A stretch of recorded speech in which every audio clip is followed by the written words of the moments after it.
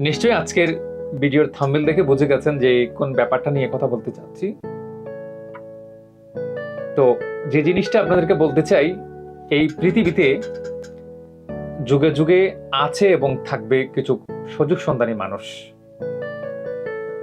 বর্তমান সময়ে বন্যার্থীদের পাশে দাঁড়ানোর ব্যাপার নিয়ে আমাদের ফ্রান্সে একটি গোত্র বা গোষ্ঠী দাঁড়িয়েছেন মাথা ছাড়া দিয়ে। এই মানুষগুলো বিগত বন্যার্থীদের পাশে দাঁড়ানোর কথা বলেও তারা বেশ কিছু টাকা তুলেছেন এবং গানের অনুষ্ঠানে গিয়েও তারা একটি দান বাক্স দিয়ে তারা টাকা তুলেছেন এবং বিভিন্ন দোকানে তারা পয়েন্টে পয়েন্টে তাদের টাকা দেওয়া হয়েছে সেই জায়গা থেকে। যদি উল্লেখযোগ্য বলি, একটা বাটপারি হচ্ছে আমাদের নূর বাটপার বিসিএফ যেটা করে, আর এর পরিচিত আরো বেশ কিছু সংগঠন রয়েছে এবং এই মানুষগুলো হচ্ছে সুযোগ সন্ধানী। দেখেন, এই দেশ নতুন করে দ্বিতীয়বার স্বাধীন হওয়ার সময় আমরা বেশ কিছু বিকাশ করিমের চেহারা আমরা আয়নার মতো পরিষ্কার দেখতে পেয়েছি। এই মানুষগুলো হচ্ছে সুযোগ সন্ধানী। বিপদের কান্ডারি যখন হয় মানুষ, তখন এদের পাশে দাঁড়ায় না, দাঁড়ায় নিজের স্বার্থ যেখানে থাকে সেই জায়গায় দাঁড়ায় ওরা। আমাদের ফ্রান্সে দেখেন, বেশ কিছুদিন আগে গত বন্যার্থীদের আগ মুহূর্তে এবং শেষ মুহূর্তে আমাদের ছাত্র ভাইয়েরা এখানে যারা থাকেন, আন্ডার এজে আছেন, এরা পাসপোর্ট সংশোধনের জন্য এরা বেশ কিছু যুদ্ধ করেছে। এখনো পর্যন্ত অনেক ভাইয়ের পাসপোর্ট এখনো পর্যন্ত সংশোধন হয়নি। এদের পাশে এই বাটপারগুলো কোনোদিন দাঁড়াতে দেখা যায়নি এবং এই যে সমাজ সেবক নামের যে মানুষগুলো দেখা যায়, এরা দেখা যায় না। কারণ এখানে অর্থ ছিল না, তো অর্থ থাকবে না। এবং এই দেশ স্বাধীনের ভূমিকায় যারা আসলে রক্ত দিয়ে প্রাণ দিয়ে যারা দেশ স্বাধীন করেছে, এদের পাশেও ওই বাংলাদেশের বিকাশ করিমরা দাঁড়ায় নাই। তার জন্য স্বার্থ যে জায়গায়, টাকা ঢুকবে সেই জায়গায় এই মানুষগুলো থাকে। এখন যে বিষয়টা বলতে চাই, যে এই বাটপারদের কাছ থেকে, এই সিটারদের কাছ থেকে, এই স্বার্থলোভী মানুষের কাছ থেকে আমরা যদি বাঁচতে চাই, তাহলে এদেরকে আমরা বয়কট করতে হবে। এবং এই টাকাটা আত্মসাৎ করতে গেলে আসলে একার পক্ষে সম্ভব না, এই জন্য একটা জুটি বাঁধতে হয়। তার জন্য শেখ হাসিনা ক্ষমতায় থাকার জন্য 10 জুটের এটা কমিটি করেও ঠিকতে পারে নাই।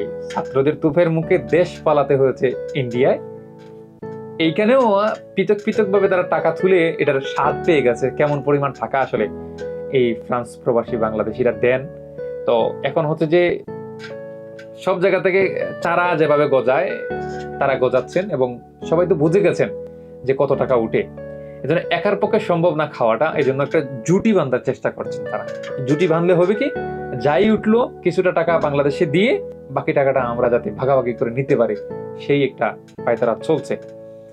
তো আমি সবাইকে বলবো যেটা, যে এই দেশটা যারা স্বাধীন করেছে এরা আসলে রক্তের বিনিময়ে, যেখানে আসলে কোনো রাজনৈতিক সংগঠন, কোনো সামাজিক সংগঠন দাঁড়াতে পারেনি এই ফ্যাসিস্ট সরকার, বুট হরণকারী এবং মানুষের অধিকার হরণকারী সরকারের সামনে, সেই জায়গায় বুক পেতে দিয়ে দেশকে স্বাধীন করেছে তারা। তারা চায়, এই যুব সমাজ চায় সুন্দর একটি রাষ্ট্র, সুন্দর একটি সমাজ, সুন্দর একটি পরিবেশ। তো এই মানুষদের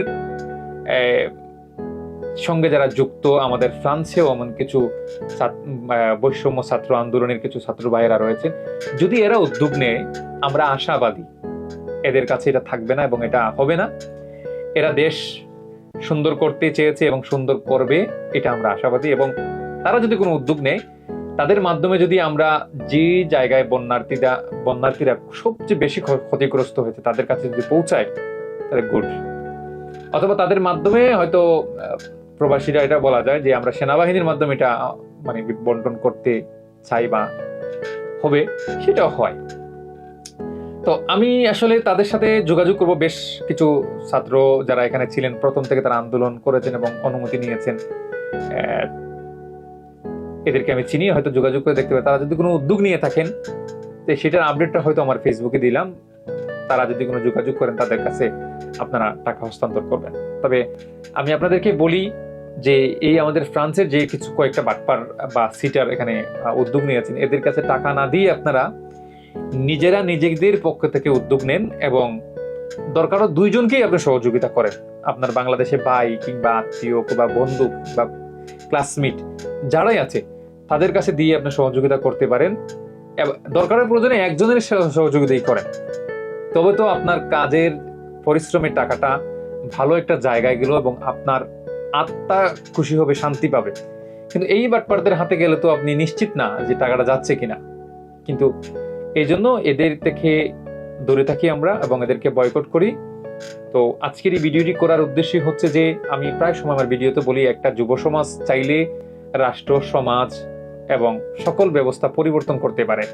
এটার দৃষ্টান্ত তো আপনারা নিজেরাই দেখলেন যে বাংলাদেশের এই যুব সমাজরা আসলেই রাষ্ট্রকে সংস্কার করার কাজে তারা হাত দিয়েছেন এবং সংস্কার করেই ছাড়বেন, দেশকে মুক্ত করেছেন। তাই আমিও চাই আমাদের ফ্রান্সে যারা যুব সমাজ আছেন আমার সাথে একাত্মতা করলে হয়তো এই দুর্নীতিমুক্ত করতে খুব একটা বেশি সময় লাগবে না।